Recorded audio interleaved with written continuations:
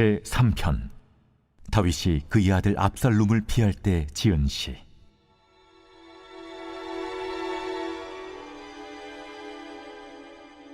여호와여, 나의 대적이 어찌 그리 많은지요. 일어나 나를 치는 자가 많으니이다. 많은 사람이 나를 대적하여 말하기를 그는 하나님께 구원을 받지 못한다 하나이다. 여호와여, 주는 나의 방패시오 나의 영광이시오 나의 머리를 드시는 자이시니이다. 내가 나의 목소리로 여호와께 부르짖으니 그의 성산에서 응답하시는도다. 내가 누워 자고 깨었으니 여호와께서 나를 붙드심이로다. 천만인이 나를 에워싸 진친다 하여도 나는 두려워하지 아니하리이다. 여호와여, 일어나소서. 나의 하나님이여, 나를 구원하소서. 주께서 나의 모든 원수의 뺨을 치시며 악인의 이를 꺾으셨나이다. 구원은 여호와께 있사오니 주의 복을 주의 백성에게 내리소서.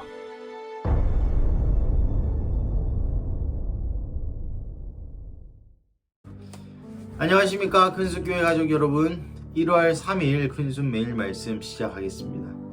벌써 올해가 3일이나 지났습니다. 새해를 어떻게 보내고 계신지요? 또 새해 공교롭게도 우리가 시편 말씀과 함께 시작하면서 주님과 함께 또 하나님과 함께 시작할 수 있음이 얼마나 큰 기회인지 모르겠습니다. 오늘은 시편 3편 1절부터 8절까지의 말씀입니다. 이 큐티책에도 나와 있듯이 이 시편은 다윗이 그의 아들 압살롬을 피할 때 지은 시입니다.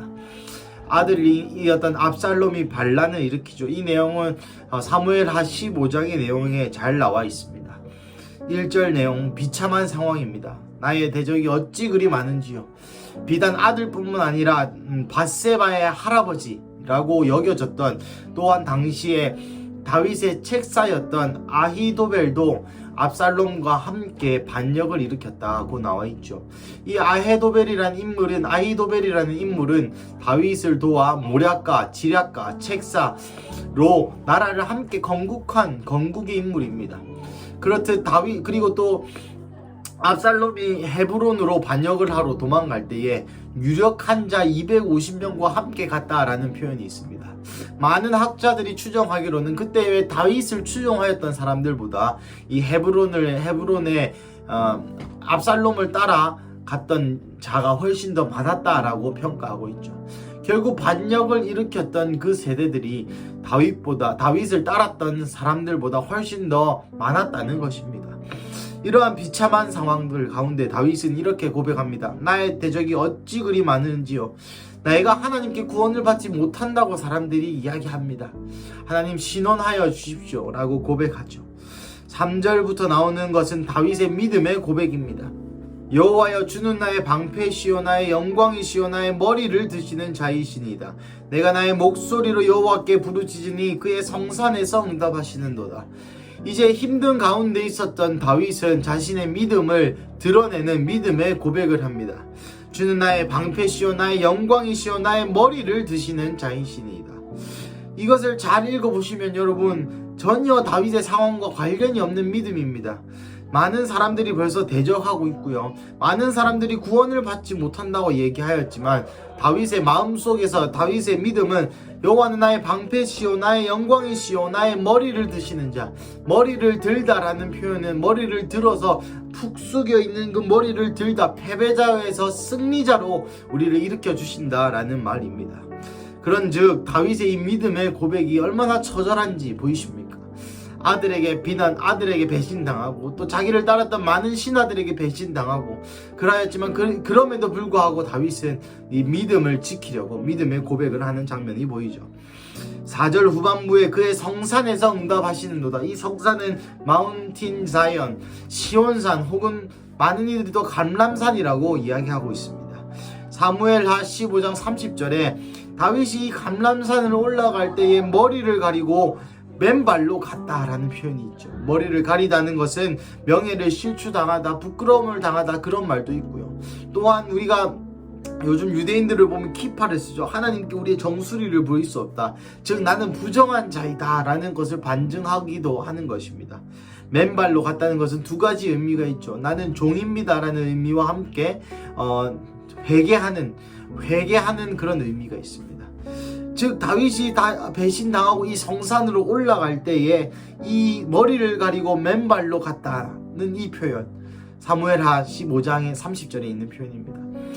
이 다윗이 성산에 머리를 가리운 채로 맨발로 걸어갈 때에 하나님은 그의 성산에서 응답하시겠다라고 연결되어지는 부분이죠.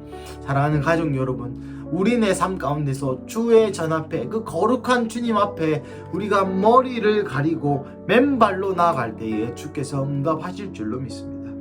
그리고 5절부터 7절, 8절까지는 실제 행동을 보여줍니다. 내가 누워 자고 깨었으니, 여러분 상황이 이런데 잠이 옵니까? 잠이 안 오겠죠. 하지만 다윗은 잤습니다. 왜 잘 수 있었을까요? 3절, 4절의 믿음의 고백 때문에 그리할 수 있었던 것이죠.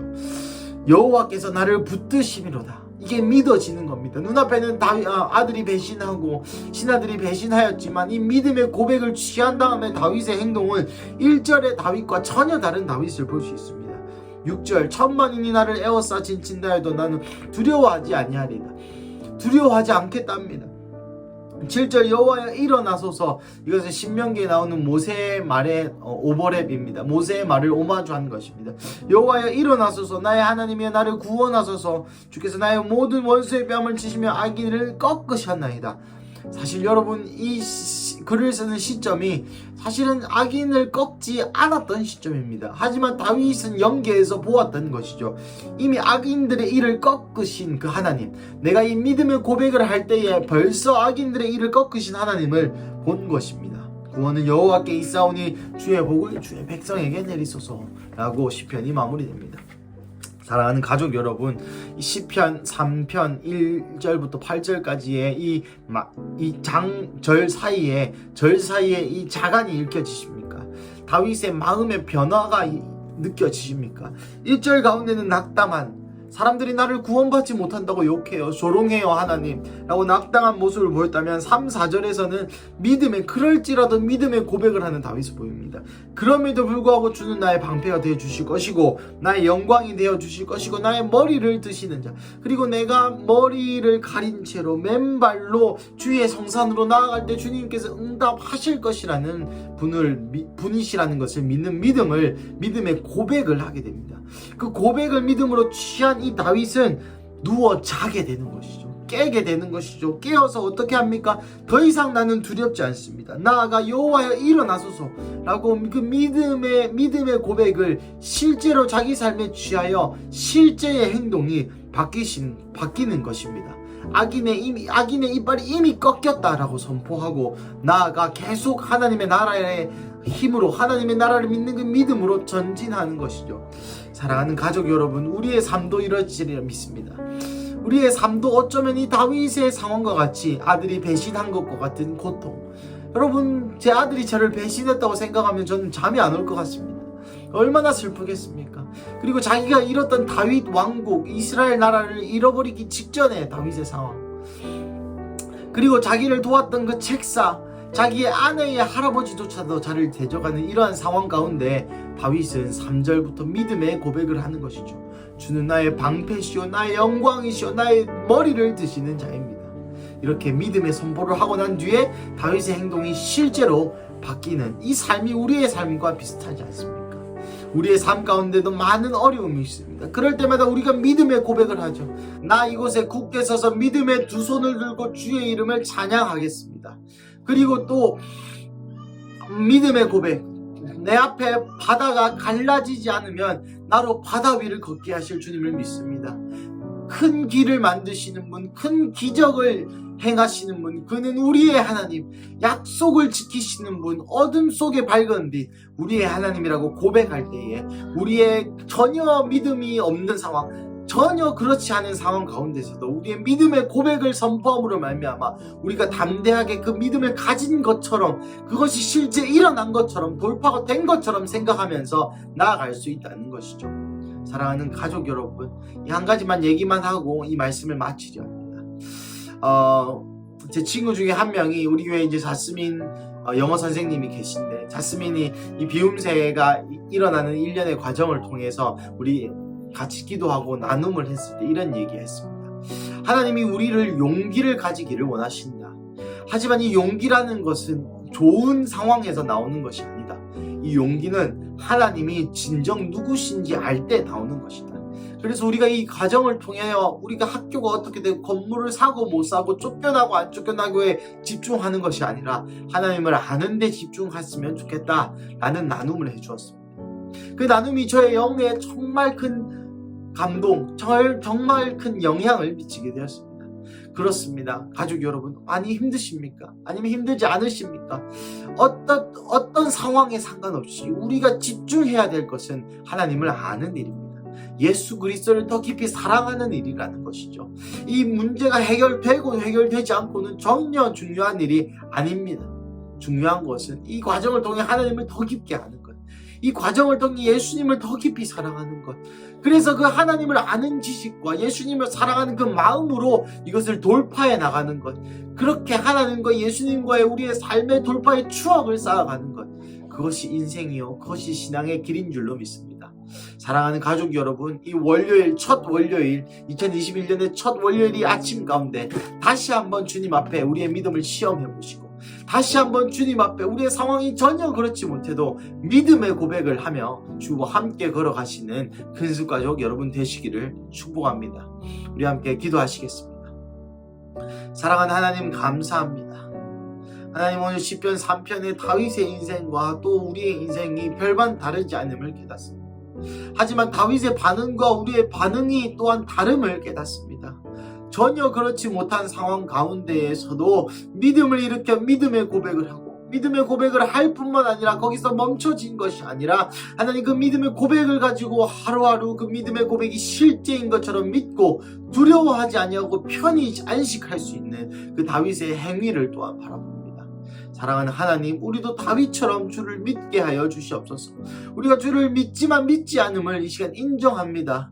하나님, 진정한 용기는 하나님을 아는 것에서부터 나온다 하셨은즉, 주님, 우리의 이 2022년에 모든 어떠한 환란이 우리 앞에 다가오든지 그 환란에 집중하는 것이 아니라 이것을 구원해 주실 하나님께 또한 집중하는 것이 아니라 하나님이 진정 누구인지 깨달음을 통하여서, 나의 믿음을 통하여서 그 하나님이 내 삶 가운데 드러나시는, 그래서 하나님과의 그 추억이 더 쌓이고 더 우리가 주님을 믿을 수 있는 그러한 여정 되게 하여 주시옵소서. 주님, 감사합니다. 이 모든 말씀 살아계신 예수님의 이름으로 기도드렸습니다. 아멘.